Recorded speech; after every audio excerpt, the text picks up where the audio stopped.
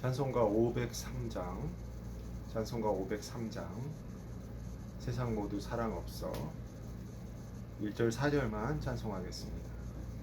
세상 모두 사랑 없어 냉랭함을 아느냐 곳곳마다 사랑 없어 탄식 소리 뿐일세 악을 성케 만들고 모든 소망 이루는 사랑 얻기 위하여 저들 오래 참았네.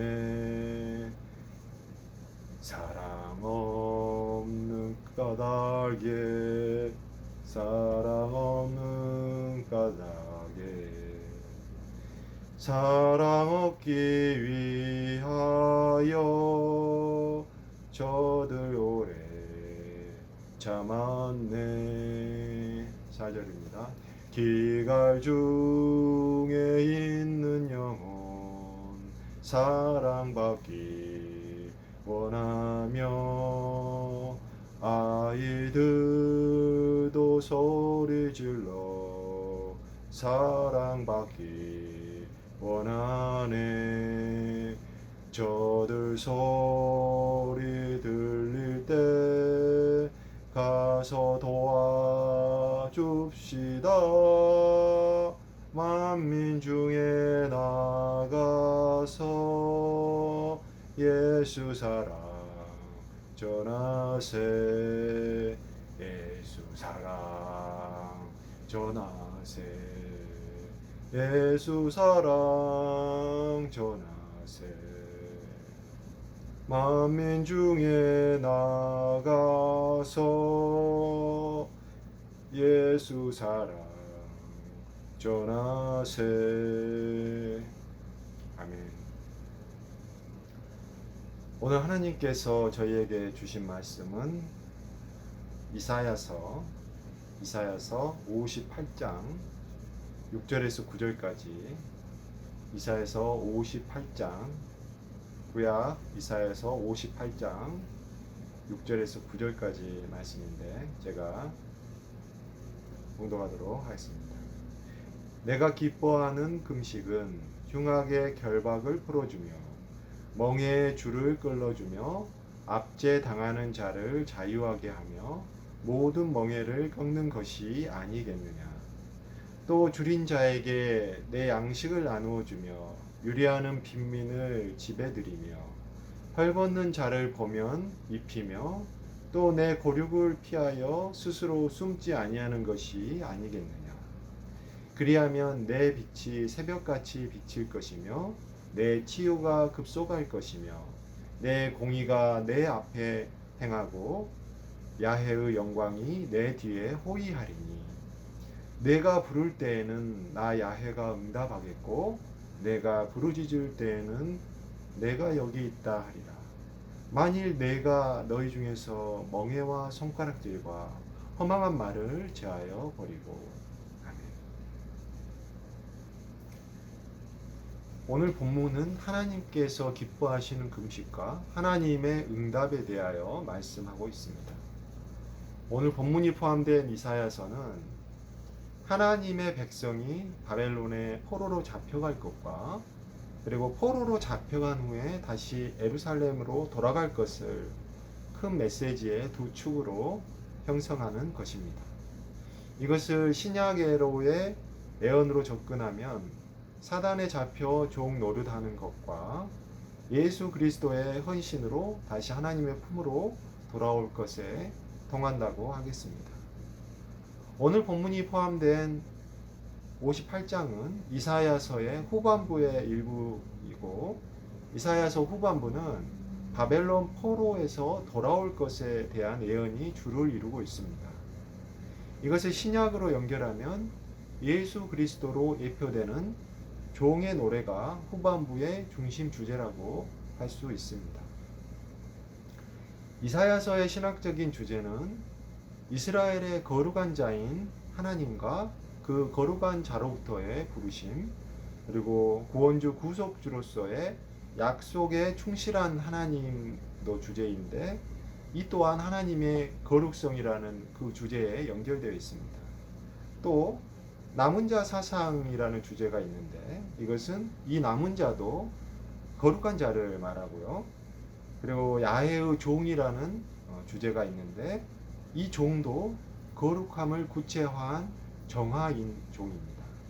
그리고 야훼의 신, 즉 하나님의 영이라는 주제가 있는데, 이 영도 거룩한 영을 말하며 역사를 지배하시는 하나님이라는 그런 주제가 있는데, 이 주제도 거룩함으로 역사하시는 하나님을 말씀한다고 볼 수 있습니다. 즉 이사야서의 주제는 거룩함이라고 할 수 있습니다. 이사야서 6장에서 이사야 선지자가 부르심을 받을 때 천사들이 거룩하다 거룩하다 거룩하다 3번 가장 최상급으로 외치는 그 거룩하신 하나님의 영광 가운데에서 이사야가 뭐라고 하냐면, 입술이 부정한 백성으로 하나님을 영광을 비우니 이제 큰일 났다, 뭐 이렇게 말을 하지만, 그때 천사를 의미하는 스랍들이 이사야의 입술에 수술되어서 이제 이사야 너의 악이 제하여졌고, 그리고 죄가 사하여져서 이제 선지자로 부르심을 받을 수 있다, 뭐 이렇게 부르심의 메시지들이 이렇게 나옵니다. 그것을 기억하실 것입니다. 이렇듯 선지자 이사야가 부르심 받을 때서부터 이 거룩함이 중심 주제였다고 할 수 있습니다. 하나님의 율법의 중심 주제도 레위기에 보면, 율법장이라고 하신 레위기에 보면 11장 44절 45절, 그리고 19장 2절, 20장 7절에서 반복되고 있는 것처럼 내가 거룩하니 너희도 거룩하라는 것입니다.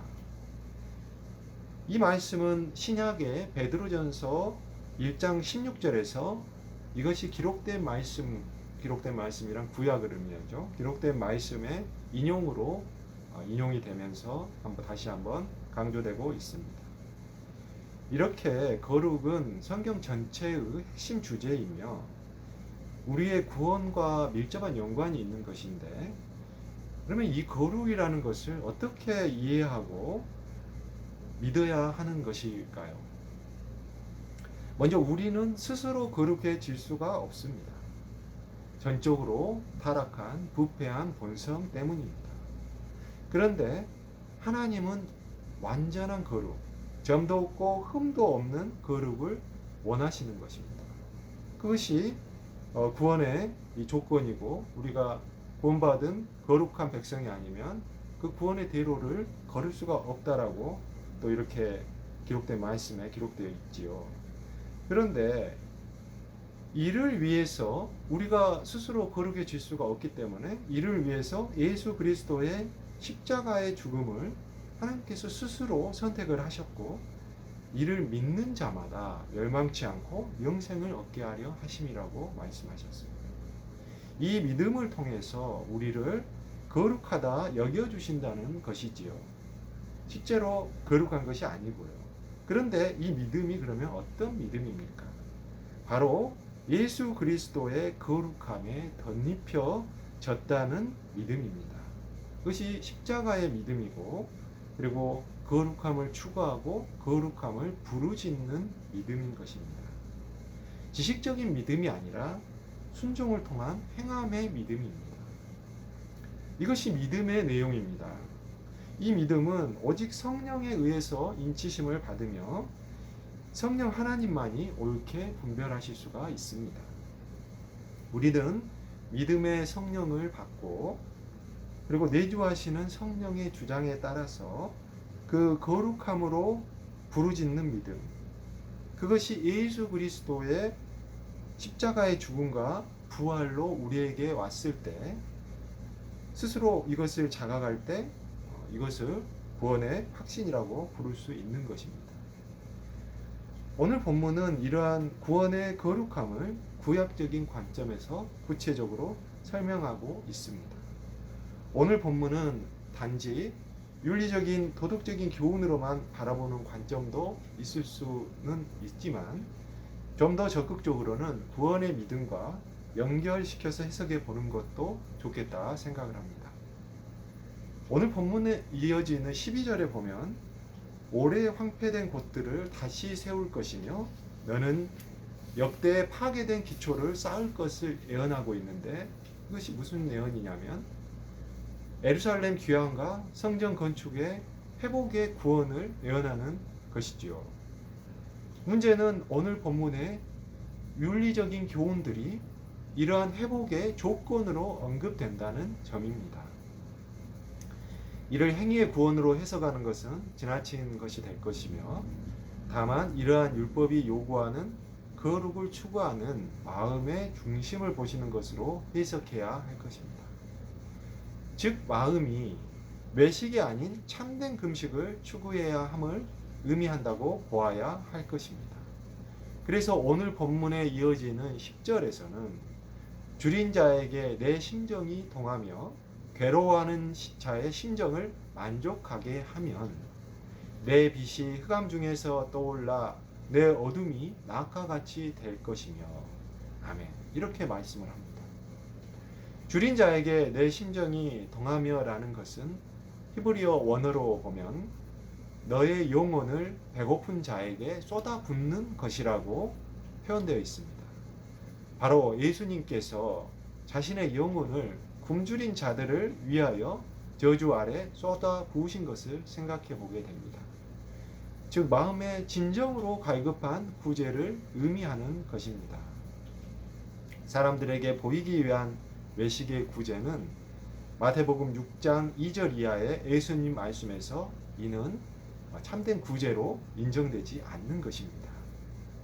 어찌되었건 오늘 본문 6절 7절에서 금식에 하나님께서 기뻐하시는 금식의 조건은 흉악의 결박을 풀어주며 멍에 즉 속박이죠. 속박을 끌어주며 그리고 압제당하는 자를 자유하게 하며 모든 멍에를 꺾는 것이다.